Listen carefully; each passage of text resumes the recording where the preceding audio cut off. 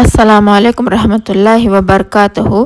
سورہ البقرہ میں یہ ہے کہ دین میں پورے کے پورے داخل ہو جاؤ، دین کو مذاق مت سمجھو، اللہ کو مذاق مت سمجھو، رسول کو مذاق مت سمجھو، اپنے آپ کو جھنجھوڑو، ویک اپ کال دو اور آنکھیں کھول دو۔ دنیا میں تم کیا کرنے آئے ہو وہ کرنے والے بنو، بجائے کہ یہ کہ انہیں شغل میں یعنی جن شغل میں پرانے قومیں لگی ہوئی تھی اور دیکھے کہ کتنے انہوں نے اپنا نقصان کیا۔ اس لیے سب سے پہلے میں کچھ آپ کو سورہ بقرہ کے آیات سناتی ہوں، بٹ ایک بیک گراؤنڈ جاننا ایک سورہ کا ضروری ہے۔ ہر ایک سورہ کا ایک ٹون ہے، اللہ سبحانہ تعالیٰ نے خاص ٹون میں بات کیا ہے۔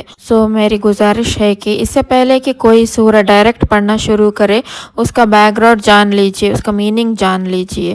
سب سے پہلے میں آپ کو حدیث سناتی ہوں ترمذی کی، اور یہ حسن اور صحیح حدیث ہے۔ نبی اکرم صلی اللہ علیہ وآلہ وسلم نے فرمایا ہے کہ اپنے گھروں کو قبرستان مت بناؤ، شیطان وہاں نہیں انٹر ہو سکتا جہاں پہ سورہ البقرہ ریسائٹ کی جائے۔ How powerful this concept is. نبی اکرم صلی اللہ علیہ وآلہ وسلم نے فرمایا اپنے گھروں کو قبرستان مت بناؤ۔ کچھ گھروں میں سونا سونا سا ماحول ہوتا ہے، کچھ گھروں میں محسوس ہوتا ہے کہ بہت نگیٹیوٹی ہے، لڑائی جھگڑائی، ظاہر ہے کہ شیطان بہت ایکٹیو ہوتا ہے نا۔ ایسی چیزیں ہو رہی ہوتی ہے کہ اس گھر میں شیاطین کا آنا بہت زیادہ میسر ہو جاتا ہے، آسان ہو جاتا ہے، اور شیطان کے آنے سے نبوست ہوتی ہے، شر پھیلتا ہے، لڑائیں پھیلتی ہے۔ نبی اکرم صلی اللہ علیہ وسلم نے فرمایا کہ اپنے گھروں کو قبرستان مت بناؤ، قبروں جیسا ماحول مت بناؤ، سب ڈیڈ ہے وہاں پہ اور کوئی ایکٹیویٹی نہیں ہو رہی ہے، جیسے کہ زندہ دل جہاں اللہ کی بات ہو رہی ہو، رسول کی بات ہو رہی ہو۔ جیسے آپ نے دیکھا ہے کہ ایک باغ ہے، وہاں مرجھائے ہوئے پودے ہیں، ایک باغ ہے کہ وہاں پہ کھلے ہوئے پودے ہیں۔ اسی لیے تو یہی بات ہے کہ اپنے گھروں میں کھلے ہوئے لوگ رکھو، اپنے دلوں کو کھلا ہوا رکھو۔ کیسے؟ سورہ البقرہ کی تلاوت کر کے شیطان کو اس گھر میں داخل نہیں ہوتا جہاں پر سورہ البقرہ کی ریسائٹیشن کی جاتی ہے یا وہاں پہ ریسائٹیشن لگائی جاتی ہے۔ سوچیں جس گھر میں شیطان نہیں داخل ہو سکتا اور وہاں سے مایوس ہو جاتا ہے، وہاں پر کس طرح کا حالات بہتر ہوں گے، پوزیٹیوٹی کیسے آئے گی، وہاں پر آپس کے اختلاف کیسے ختم ہوں گے۔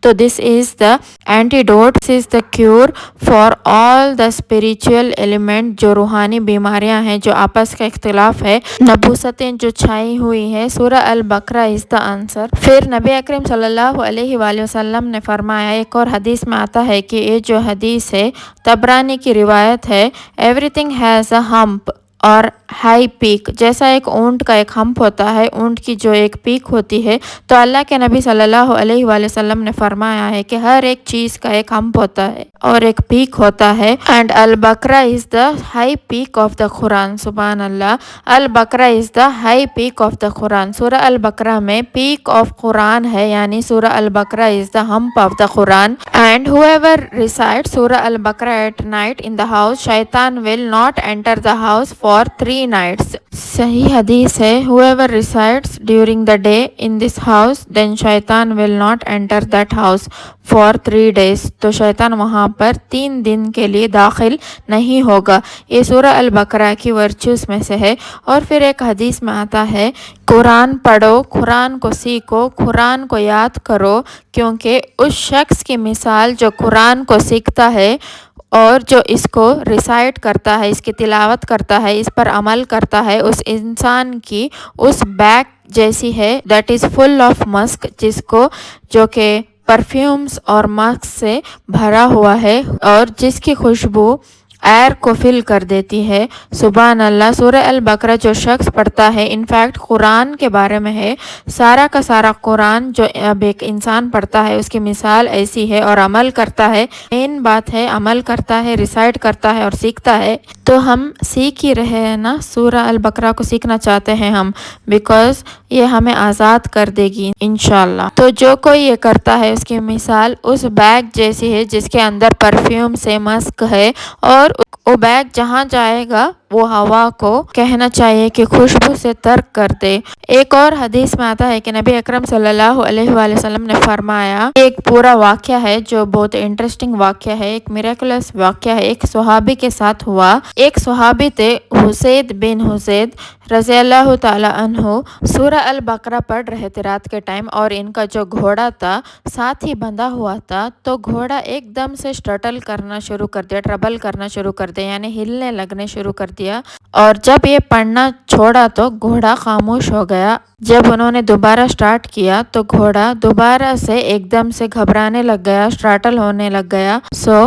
उन्होंने ये इंसिडेंट के बारे में नबी करीम सल्लल्लाहु अलैहि वसल्लम को बताया। मुझे खौफ आ रहा था कि घोड़ा एकदम से इस तरह क्यों हकला रहा है, एकदम से क्यों हड़बड़ा रहा है, क्यों हिल रहा है इस तरह से, कहीं ऐसा ना हो कि ये मेरे बेटे यहिया को ट्रैम्पल कर दे।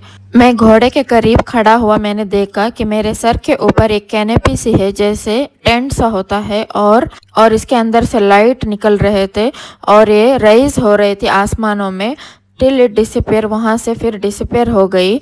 नेक्स्ट मॉर्निंग ये सारा इंसिडेंट, सारा वाक़या उसैद रज़ी अल्लाहु अन्हु ने नबी अकरम सल्लल्लाहु अलैहि वसल्लम को फरमाया। तो नबी ने फरमाया, अगर तुम पढ़ते रहते रात तक तो लोग तुम्हारे करीब आते और लोग भी देखते इस मोजरे को। असल में ये एंजल्स थे जो वहाँ पर जमा हो गए थे और उनकी तिलावत सुनने आए थे, यानी सूरह अल बकरा की तिलावत विटनेस करने आए थे। इससे हमें पता चलता है कि ये कितना पावरफुल है। एंजल्स भी आए हुए थे तिलावत विटनेस करने के लिए। ये एक ऐसा है कि सहाबी ने अपने आँखों से खुद विटनेस किया था। और एक और हदीस में आता है कि शैतान उस घर में एंटर भी नहीं होता जहाँ पर सूरह अल बकरा की रिसाइट की जाती है। इसके बारे में मैंने पहले भी बताया है। अगर कोई रात को सूरह अल बकरा की आखिरी 2 आयत पढ़ता है तो उसके लिए काफ़ी हो जाएंगे। कितनी प्यारी हदीस है, सुभान अल्लाह। साबित ये हुआ कि सूरह अल बकरा, एक तो शयातीन और मैजिशियंस इससे बहुत घबराते हैं। जिस घर में सूरह अल बकरा पढ़ी जाती है वहाँ शयातीन इंटर नहीं हो सकता, वहाँ पर बुरे असरात नहीं आते। मैजिशियंस के लिए ये मौत है, जो काला जादू करते हैं इससे डरते हैं। और फिर सूरह अल बकरा क़यामत के दिन इंसान की सिफारिश भी करेगी। एक और हदीस है, नबी अकरम सल्लल्लाहु अलैहि वसल्लम ने फरमाया, कुरान एक इंसान की सूरत में आएगा कब्र में और इंसान से कहेगा, क्या तुम मुझे जानते हो? तो इंसान कहेगा कि नहीं। उस शख्स की मिसाल जो कुरान पढ़ता है, कुरान उसके सामने इंसान की शक्ल में आके उसे खुशखबरी देगा कि मैं तुम्हारा साथी हूँ, तुम्हारा कंपेनियन हूँ, जिसे तुम रिसाइट किया करते थे, पढ़ा करते थे। हम कितना कुरान रिसाइट करते हैं, हम कितना कुरान फॉलो करते हैं। क्या हमारा कंपेनियन क़यामत वाले दिनों और कब्र में कुरान होगा, या हमारा कंपेनियन कुछ और होगा वहाँ पे? इसलिए भाइयों और बहनों, कुरान पढ़ने की आदत डाल दीजिए। आपको ऐसा सुकून मिलेगा, आपको ऐसी राहत मिलेगी कुरान पढ़ने से, ऐसा ताल्लुक़ कायम हो जाएगा कुरान से, आपका कंपेनियन हो जाएगा on the day of judgement भी और ख़बर में भी। क्या आप ये नहीं चाहते कि कुरान आपका दोस्त हो, कुरान आपका कंपेनियन हो? तो कुरान पढ़ा करें, डेली जितना हो सके आप पढ़ा करें। मेरे अल्लाह ताला से दुआ है कि अल्लाह ताला हम सब को अपने हिफ्ज़ अमान में रखे और हम सब को नेक राह पर चलने की तौफीक अता फ़रमाए और हम सब के गुनाहों को माफ़ कर दे, आमीन सुम्मा आमीन। और हम सब की जायज़ दुआ कबूल कर दे। अगर आपको आज की ये मेरी वीडियो अच्छी लगी है तो प्लीज़ लाइक कर देना, शेयर कर देना और कमेंट करके मुझे ज़रूर बताना। अगर आप मेरे चैनल पर नए हैं तो प्लीज़ ज़रूर सब्सक्राइब भी कर देना। फिर मिलते हैं नेक्स्ट वीडियो में, तब तक के लिए अस्सलामु अलैकुम रहमतुल्लाहि व बरकातुहू।